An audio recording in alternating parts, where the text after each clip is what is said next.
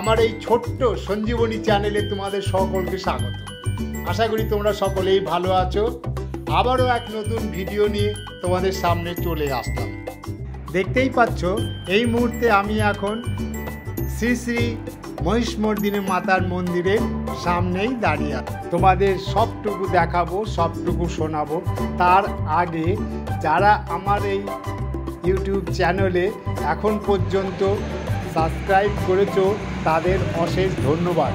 আর যারা এখন পর্যন্ত সাবস্ক্রাইব করোনি তারা অবশ্যই একটা সাবস্ক্রাইব করে দেবে, লাইক কমেন্ট শেয়ার করে দিই। চলো এবার মায়ের মন্দিরটা তোমাদের ঘুরে দেখায়। মায়ের মূল মন্দিরের পাশেই রয়েছে বজরংবলীর বাবার মন্দির।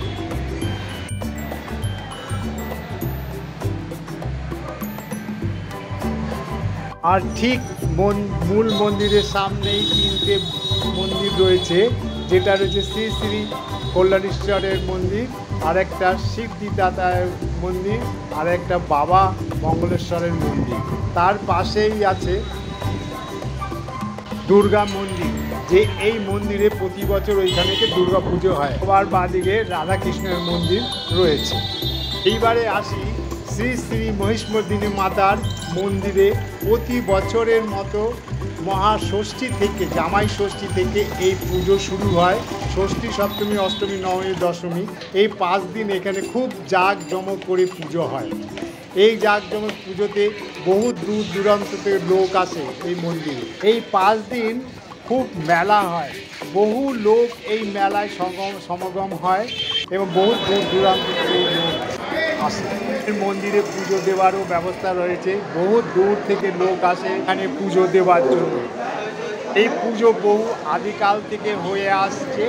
1977 সালে শ্রীমতী মনোরমা ঘোষ কর্তৃত্বে এই মন্দিরের ভিত্তি স্থাপিত হয় এবং এই মন্দিরে উদ্বোধন করেন শ্রী ডাক্তার মুরারীমোহন মুখোপাধ্যায়। আর প্রধান অতিথি হিসাবে উপস্থিত ছিলেন এই রাজ্যের শিল্পমন্ত্রী শম্ভুচরণ ঘোষ মহাশয়।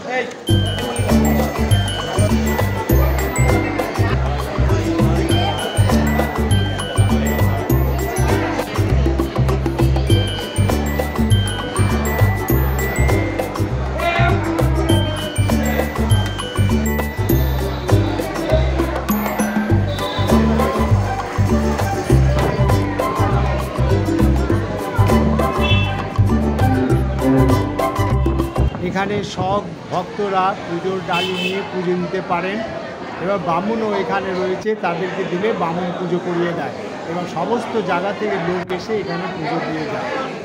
পুজো দেওয়ার পরও পূজা যখন শেষ হয়ে আসবে তখন অঞ্জলি দিতেও আপনারা পারবেন। এখানে অঞ্জলি দেওয়ারও ব্যবস্থা আছে।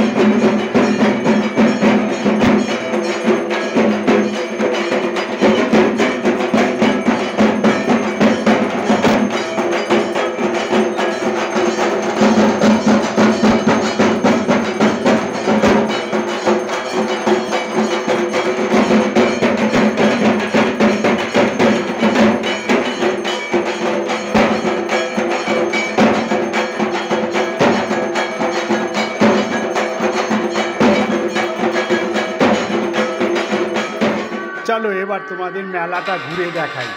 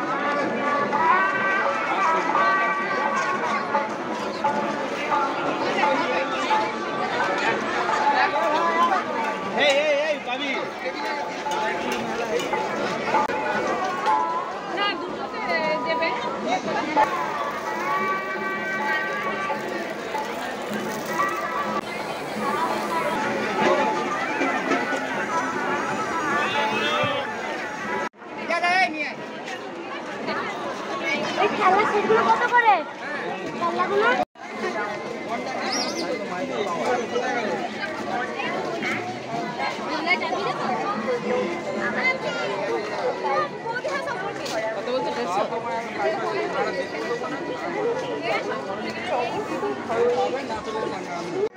গণবিধা বুঝিয়ে পাবে।